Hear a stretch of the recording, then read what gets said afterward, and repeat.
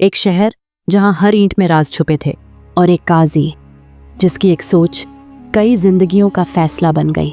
आज सुनिए बगदाद की एक ऐसी दास्तान जो इल्म, इंसाफ और तकदीर के दरमियान झूलती है। बगदाद एक ऐसी सरजमीन थी जहां हर गली में इल्म के आसार और हर ईंट में गहरे राज छुपे हुए थे। दुनिया भर के सियासी, इल्मी और फलसफी लोग बगदाद को अपना मरकज़ मानते थे। यहाँ से फारिग शुदा लोग माशरे में एक अलग मुकाम रखते थे। इस शहर में एक मुमताज़ फ़लसफ़ी और मुनसिफ काजी नुमान का नाम शोहरत की बुलंदियों पर था। हर मसले में उनकी राय को बहुत अहमियत दी जाती थी और कोई भी फैसला उनके हुक्म के बगैर नाकाबिले कबूल होता था। बगदाद की एक कदीम गली में काजी नुमान की एक छोटी सी दरसगाह थी जहां लोग इल्म और फ़लसफ़ा सीखने आते थे। आज काजी नुमान ने एक अहम फैसला किया था। वह चाहते थे कि अपने 4 शागिर्दों के इल्म और हिकमत की गहराई को परखें। उनके नज़दीक यह इम्तिहान न सिर्फ उनकी जहानत और काबिलियत का इम्तिहान था, बल्कि उनकी सलाहियत को माशरे की खिदमत के लिए बेहतर तौर पर तैयार करने का मौका भी था। कमरे में संजीदगी छाई हुई थी और शागिर्द अपनी नशिस्तों पर गहरे गौर व फिक्र में मुब्तला थे। काजी नोमान ने सवालात के ज़रिए न सिर्फ उनके इल्म को जांचने का फ़ैसला किया, बल्कि उनके किरदार की गहराई को भी परखना चाहा। कमरे में गूंजते मखाल में ज़िंदगी के हकीकी मानी की परतें खोलने लगे और हर जवाब एक नई कहानी का दरवाज़ा खोलता चला गया। काजी नोमान ने अपने शागिर्दों के सामने एक अजीब और पेचीदा मुकदमा पेश किया। किस्सा यूं था कि एक शख्स ने मेहमानों के लिए खीर तैयार की जो खुशबू और जायके में लाजवाब थी, मगर बदकिस्मती से वही खीर मेहमानों की मौत का सबब बन गई।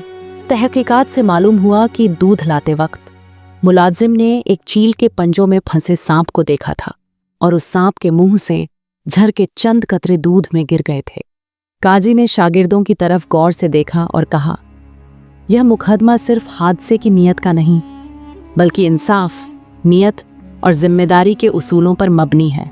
गौर करो, कसूर किसका है? क्या मालिक जिम्मेदार है या मुलाजिम, या यह महज तकदीर का फैसला है?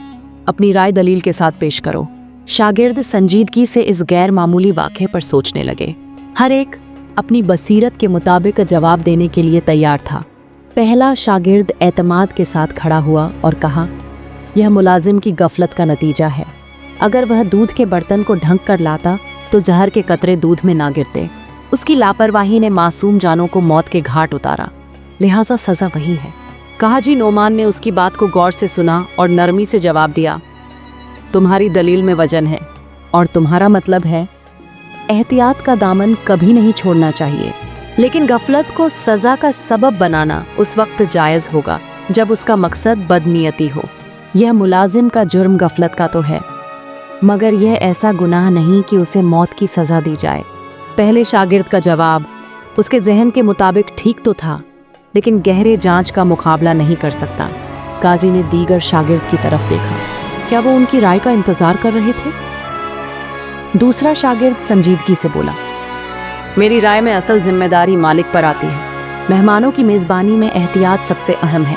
उसे चाहिए था कि खाने को खुद चखता ताकि किसी भी खतरे का अंदाज़ा लगाया जा सके। अगर उसने यह कदम उठाया होता तो यह सान पेश न आता।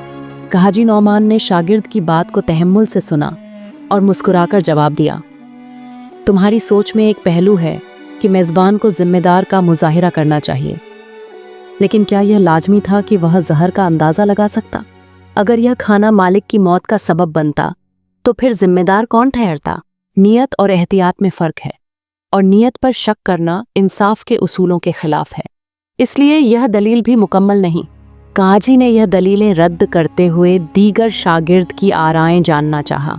तीसरा शागिर्द अपनी जगह से उठा और पुख्ता लहजे में बोला, मेरी राय में यह महज एक कुदरती हादसा था जिस पर किसी को इल्ज़ाम देना नाइंसाफ़ी और गैर ज़रूरी है। मेहमानों की मौत उनकी तकदीर में लिखी थी और इस वाक़े को किसी फ़र्द की गफलत या जिम्मेदारी से जोड़ना मुनासिब नहीं।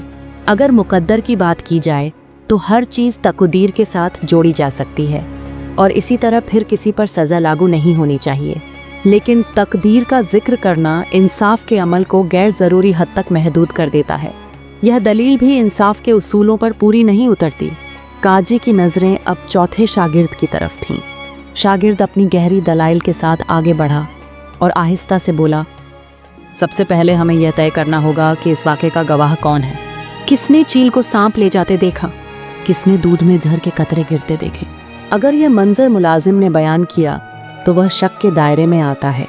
हो सकता है कि मुलाजिम ने उसमें जहर डाला हो सकता है दूध वाले ने इसमें जहर मिलाया हो। अगर मालिक ने यह बयान दिया तो शक उस पर आता है, और अगर कोई गवाह ही नहीं तो जिसने यह कहानी गढ़ी है वही कातिल है। काजी नौमान ने उसकी बात सुनकर बड़ी गहरी नज़र से उसका जायज़ा लिया और फिर मुस्कुराते हुए कहा, तुमने इंसाफ के उसूलों को गहराई से समझा है। वाकई हकीकी इंसाफ वही कर सकता है जो सवालात की तह तक पहुँचे, और तुमने इस आजमाइश में कमाल दिखाया है। तुम ही इस मनसब के अहल हो। का लहजा पूरे कमरे में एक नए हौसले का पैगाम दे रहा था। शागिर्द की नज़रें चमक उठीं।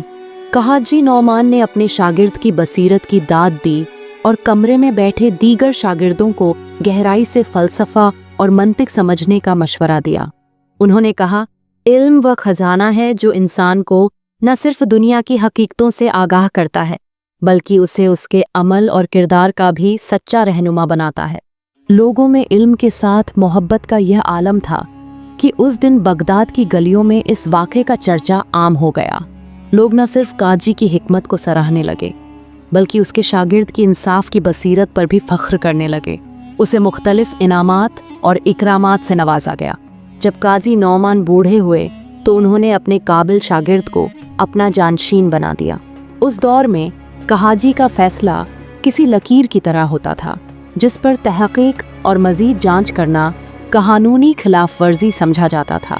इसलिए काजी बनने के लिए सख्त तरीन मसाइल का हल तलाश करना, इस्लामी और कानूनी तौर पर मसाइल को समझना और फ़लसफ़ा व मंतिक की गहरी बसीरत रखना ज़रूरी था। वही लोग काजी की कुर्सी पर बैठने के लायक होते थे जो अल्लाह के खौफ, गहरा इल्म, सही फ़ैसले की सलाहियत और अखलाकी किरदार के हामिल होते थे। ना सिर्फ वो कानूनी मसाइल को समझते थे बल्कि इंसाफ के तकाज़ों के साथ साथ अपने फ़ैसलों में इंसानियत और अखलाकी उसूलों को भी अहमियत देते थे। मुझे उम्मीद है कि आपने इस कहानी को गौर से सुना होगा और कुछ ना कुछ ज़रूर सीखा होगा। अगर आप इसी तरह के पुराने पुरसुकून किस्से सुनना पसंद करते हैं तो हमारे चैनल पुराने किस्से को लाजमी सब्सक्राइब करें और घंटी को ज़रूर दबाएं। अगर यह वीडियो आपको पसंद आया हो तो लाइक करें और अपने प्यारे लोगों के साथ शेयर करें। आपके ताउन का बहुत बहुत शुक्रिया।